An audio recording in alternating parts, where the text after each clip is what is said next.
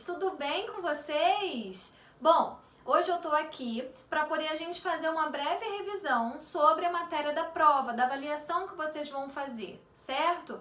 Lembrando que a nossa avaliação corresponde ao capítulo 5 e ao capítulo 6. Então vamos só relembrar algumas coisinhas aqui que a gente já falou nas aulas anteriores, tá?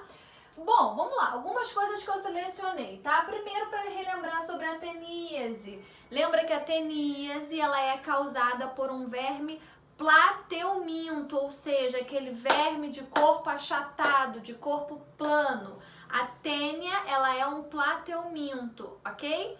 E a teníase, ela tem o ciclo dessa doença vai ter um hospedeiro intermediário e o hospedeiro definitivo. A gente conhece duas espécies de tênias que são causadoras dessa doença, que é a tênia solium e a tênia saginata, tá? Lembra que a tênia saginata, fala saginata, nata vem do leite, leite vem da vaca. Então, tênia saginata é aquela que tem como hospedeiro intermediário o boi e a vaca, né? E a tênia solium, esse ciclo tem o porco como o hospedeiro intermediário. E nós somos o hospedeiro definitivo. Eles vivem lá no nosso intestino, sugando os nossos nutrientes, enfim. Aí aqui mostra um pouquinho desse ciclo, no caso da carne do porco, né? Tem também a cisticercose. Cisticercose é quando a gente vai ingerir diretamente esses ovos ao invés do indivíduo, da larvinha, enfim. E aí, quais vão ser os métodos de prevenção, ou seja, as profilaxias? Lembra? Tá sempre relacionado primeiro ao saneamento básico, porque essas doenças que a gente viu tá sempre com a água poluída, porque sai nas fezes, a maioria delas, né? Saem nas fezes do indivíduo contaminado. Então, você sempre lavar muito bem os seus alimentos. Nesse caso da teníase, você cozinhar muito bem as carnes, né? A carne de boi, a carne do porco. Ver sempre se tem selo de qualidade. Enfim, tudo isso que a gente chegou a comentar. Outra doença que eu achei importante trazer para vocês era a esquistossomose, ou também barriga d'água. Lembra sobre ela que ela também tem um ciclo onde tem um hospedeiro intermediário, que é o caso lá do caramujo, vocês lembram deles? Quando um homem, né, por exemplo, que está já infectado, libera nas suas fezes os ovos desses animais. Esses ovinhos, eles vão se desenvolver numa larva chamada de miracídio. Esse miracídio entra no caramujo, se desenvolve mais um pouco, sai dele com o nome de cercária. Lembra disso? E aí é essa cercária que vai penetrar no corpo do humano aqui, da pessoa que for entrar nessa água e contrair a doença da esquistossomose. Tá certo? Então lembra, são essas larvinhas cercárias que vão penetrar na pele da gente para poder nos infectar. E aí qual vai ser então a profilaxia? Ou seja, as maneiras que a gente pode evitar de pegar essa doença. Primeiro, você não vai entrar na água se você vê um monte de caramujo, né? Você tá vendo cheio de caramujo. Você lembra que você estudou lá na aula de ciências que alguns caramujos são transmissores, eles são hospedeiros, na verdade, né? Eles ficam ali guardando aquelas larvinhas. Você não vai entrar naquela água. Você vai, não, ali pode ter doença, pode me dar a esquistossomose. Então não entra nessa água, tá? Outra forma da gente fazer isso é combatendo os caramujos. Obviamente, tudo relacionado ao que a gente viu de saneamento básico. Enfim, lembra aí dessas questões. Outra doença relacionada a isso, a ascaridíase.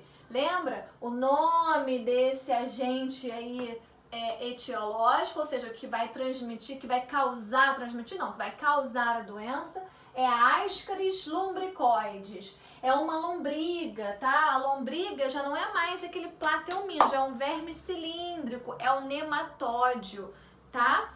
Lembra disso daí? Como é que a gente vai adquirir essa doença? Mais uma vez, alimentos contaminados, a água também, se ela não estiver filtrada, tratada, ok? Então, essa é a maneira como a gente vai adquirir essa doença daí. Show? Então, prevenção, lavar muito bem as mãos, sempre com saneamento básico, tratar os doentes, porque lembra que a gente falou? Não adianta você deixar um monte de gente doente, esses doentes vão ficar liberando nas suas fezes os ovos desses animais. E aí vai ficar só aumentando a quantidade disponível no ambiente, não é mesmo? Então, muito importante que a gente trate essas pessoas que estão com a doença, tá bem? Ó, lembrando que eles ficam também no intestino do corpo humano. E a ancilostomose, também chamada de amarelão, que eu dei o exemplo lá do Jeca Tatu, lembra? Que ele fica cansado, indisposto, sem energia para fazer as coisas, porque ele está com essa doença aqui do amarelão, porque esse animal ele vai ficar sugando o nosso sangue e por isso que causa anemia, a gente fica com a aparência mais amarelada, tá bem? Como que a gente pega isso daí também? Na pele. Ele penetra a nossa pele, então lá nas águas contaminadas, enfim, por isso que o ideal é você estar sempre com sapato, calçado. Andar descalça nunca é uma boa opção. Lembra que a gente vai falar um pouquinho mais na frente também da leptospirose, enfim. Mas então aqui, pra gente evitar contrair essa doença, ande sempre calçado, tá? Porque ele vai penetrar no seu pezinho para poder te infectar, certo? Beleza. Leptospirose, viu? Acabamos de falar dela, né, no caso dessa doença. A leptospirose, mais uma vez, vai estar relacionado à água ali contaminada, quando causa, por exemplo, uma chuva muito grande, muito intensa, e aí vem as enchentes, porque ela é transmitida, lembra, pela urina do rato. Lá no xixi do rato vai ter essa bactéria que vai transmitir a leptospirose, tá certo? Então, ó, prevenção, mais uma vez, saneamento básico, melhoria das habitações humanas, controle desses roedores, obviamente, uso lá de botas, de luvas para quem for trabalhar nessa rede de esgoto, tá? Então, lembra, é a leptospirose, a gente vai pegar, né, entrar em contato com essa doença através da água contaminada com o xixi lá do rato, tá certo? Vamos lá, continuando. Aí tá, e agora, depois, naquela segunda parte, nós falamos sobre as doenças que eram causadas, que os vetores da doença, ou seja, aqueles que iam transmitir, transportar, se desenvolviam na água. Então, poxa, para essas doenças, onde os vetores se desenvolvem na água, qual é a melhor maneira da gente evitar? Sempre evitando, então, mais uma vez, né, a palavra evitar, evitando que se acumule água, onde fique água parada, para poder, então, não ser favorável ao desenvolvimento desses vetores, desses mosquitos, por exemplo, tá? Como é o caso lá da dengue, que a gente falou também. Então aqui, ó, usar sempre repelentes, inseticidas, tá certo? Porque esses vetores, na maioria das vezes, como a gente viu aqui no caso da dengue, é um mosquito, né? Mas a gente vai ver depois da malária, dos outros que muda um pouquinho. Da malária não, desculpa, da doença de Chagas. Então, ó, a dengue, como eu disse, mosquitinho Aedes aegypti, lembra que esse mosquito, ele não transmite, ele não é vetor apenas da dengue, tem a zika, tem a chikungunya, tem a febre amarela, certo? Todas essas doenças podem ser transmitidas por esse mosquitinho aí. Muito bem, muito bom. Depois, ó, lá, a doença de Chagas que eu falei. A doença de Chagas, a doença é provocada pelo protozoário Trypanosoma cruzi. Esse daí é o agente etiológico que causa a doença. O vetor dessa doença vai ser este lindo insetinho aqui, o conhecido barbeiro, tá bem? Então, o barbeiro não é o agente etiológico, o barbeiro é o vetor. O agente etiológico vai ser o protozoário Trypanosoma cruzi, tá certo? Aqui, ó, botei quais são as maneiras da gente contrair a doença sem ser pela picada desse animal, desse inseto, tá? Então, Então, primeiro, transfusão de sangue, sim, podemos pegar doença de Chagas por transfusão de sangue. A gente, inclusive, corrigiu isso juntos lá na aula ao vivo, não é mesmo? Se você pega o sangue de uma pessoa que está infectada e usa esse sangue para poder usar em você, você vai com certeza pegar também. Então, transfusão de sangue é uma maneira. Quando passa de mãe para filho na gravidez, se a mãe estiver infectada, vai passar para o seu feto, né, para o seu bebezinho. Pela ingestão dos protozoários quando come açaí, caldo de cana, lembra disso? Enfim, então essas são as maneiras que a gente pode pegar também a doença. E como é que a gente vai se prevenir? Mais uma vez, né, a gente vai usar repelente, evitar ser picado por esse animal. Aqui, ó, as casas de pau a pique, que são as construções que favorecem também, porque eles ficam nas brechinhas, né, dessa construção. Então, melhorias nas moradias pode estar relacionado também a essa prevenção, tá certo? Depois, a gente viu que o problema do saneamento básico, que uma das coisas que a gente mais discutiu aqui foi com relação ao acesso a isso, que infelizmente nem todo mundo tem acesso ao saneamento básico. Não é verdade? Eu lembro que eu coloquei esses slides aqui para você, ó, mostrando de uma reportagem, olha, sem esgoto, moradores convivem com ratos e problemas de saúde. Um bairro lá, qualquer, que eu peguei lá na reportagem, onde não tem acesso ao saneamento básico. Então a gente pode afirmar, nossa, o Brasil, toda a população brasileira tem acesso a isso. Não, não, não. Vimos em vários exemplos que isso não acontece. Principalmente lá na região norte, nordeste, isso daí é bem precário, tá certo? Beleza. Depois o problema da água. Mais uma vez, a água, ótimo, maravilhoso, mas todo mundo também tem acesso à água potável, limpinha, maravilhosa, aquela que a gente consegue beber sem ter doença nenhuma? Não, né? Infelizmente. Falamos dos percentuais que a gente encontra, olha, de água doce, de água salgada. E o mais importante disso aqui, da gente ter aquela nossa consciência sustentável, da gente pensar sempre no reuso, na reutilização da água. Não é mesmo? Quais são as maneiras, as formas que a gente pode reutilizar a água? Quando a gente toma banho, por exemplo, essa água do banho, coloca um baldinho lá, essa água do banho você pode utilizar para descarga, ou você pode utilizar para lavar a garagem da sua casa, enfim. Então isso daí são atitudes sustentáveis muito importantes com relação ao nosso recurso natural, que é a água, tá bom?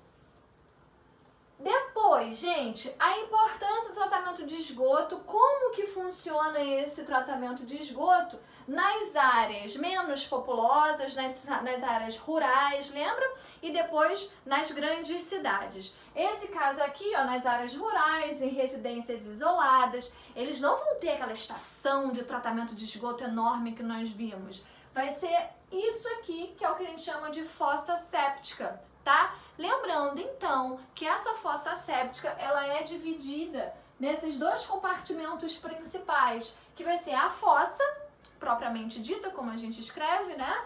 E esse daqui é o sumidouro, que vai aqui selecionar a parte sólida, os resíduos sólidos, e a parte líquida desse esgoto, tá? Lembrando que a gente precisa ter, obviamente, um estudo ali da região, porque essa construção da fossa séptica, ela precisa ter uma distância do poço de água, não pode estar muito próximo, senão tem o risco de você contaminar aquela água, tá certo? Então, isso daí, muito legal. Enquanto que nas grandes cidades, nas regiões populosas, a gente vai encontrar esse sistema aqui. Já é um sistema muito mais complexo, não é mesmo?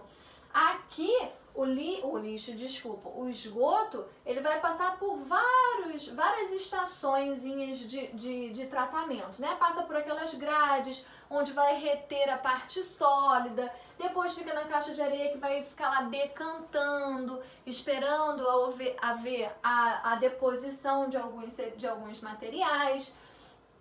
O lodo, depois esse lodo passa por essa parte chamada de biodigestor. Lembra, esses biodigestores é o local onde se encontra lá o lodo, que vai receber a ação de bactérias, por isso eu coloquei aqui, ó, lá nos biodigestores, bactérias. Essas bactérias vão fazer uma reação química que libera um gás. Até coloquei qual é o gás metano. Esse gás a gente consegue utilizar ele depois como combustível, tá certo? Tanto é que nós utilizamos o nome de biogás. Depois ele vai ser utilizado para outras coisas, como eu disse, como combustível mesmo, tá certo? Então não esqueçam desses biodigestores, é uma parte muito importante. Lá no final vai passar pela área de aeração, onde você movimenta a água para poder aumentar a oxigenação. Lembrando mais uma coisa também, quando sai daqui, essa água tá própria para beber? De jeito nenhum, tá certo? Aqui o que a gente fez foi tratar esse esgoto para agora esse líquido ser lançado nos rios, nos lagos, nos mares, sem causar grandes impactos ambientais. Mas aqui não sai água tratada, tá bom? Aqui é tratamento de esgoto. Ok. E aqui eu acho que por último, se eu não me engano, para lembrar sobre os indicadores de saúde. Então, o que são isso, né? São aqueles dados que a gente faz, as pesquisas, para poder tentar coletar informações sobre o que está acontecendo naquela região, naquele país. Quando a gente faz uma ligação entre mais de um dado, é melhor ainda, porque você consegue ver de fato o que está acontecendo, enfim. São os indicadores de saúde. Aqui eles falam sobre o número de óbitos infantis, né? Qual dividido por região, por ano. A gente sempre tem que analisar muito bem, analisar muito bem o que aquele gráfico, o que aquela tabela, o que aquela imagem está nos mostrando, tá certo? Então aqui está mostrando o número de óbitos por região ao longo do tempo, tá? Nós analisamos isso aqui juntos lá na última aula, beleza? Beleza, é isso aí. Aqui acaba a nossa revisãozinha sobre o que vai cair na prova, mas eu separei aqui pouquíssimos exercícios que estavam faltando do livro de vocês pra gente corrigir um pouquinho, tá bom? Mas é rapidinho, olha aqui junto comigo, só pra poder a gente fechar com chave de ouro.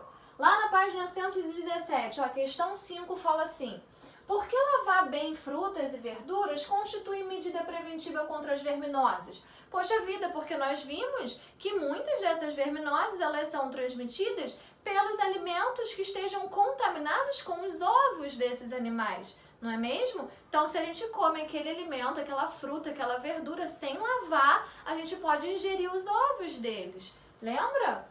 Então, ó, gabarito aí para vocês colocarem, porque remove então os ovos dos vermes, evitando que sejam ingeridos. Muito simples, muito fácil. Depois, lá na questão 6 da 117, olha lá. As larvas dos vermes que provocam amarelão penetram na pele e vão para o intestino, onde se alojam, parasitando o indivíduo.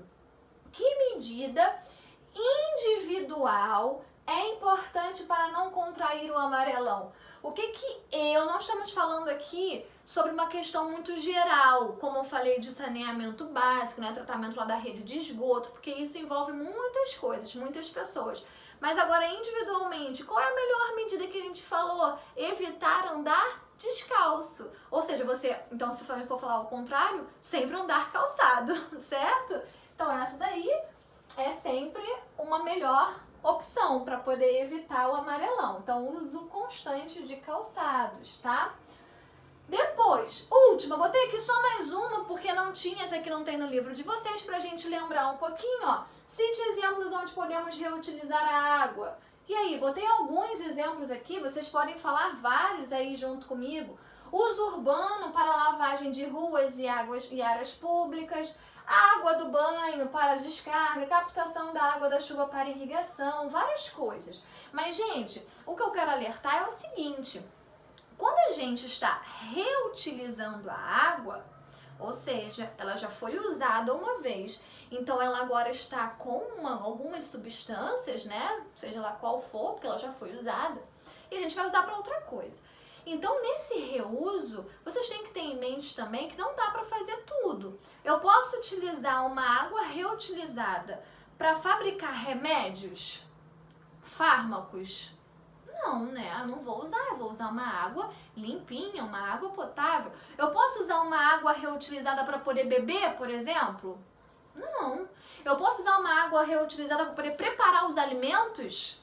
Não, não vou pegar a água do meu banho e vou cozinhar as verduras, né? Os legumes. Não tem jeito, certo?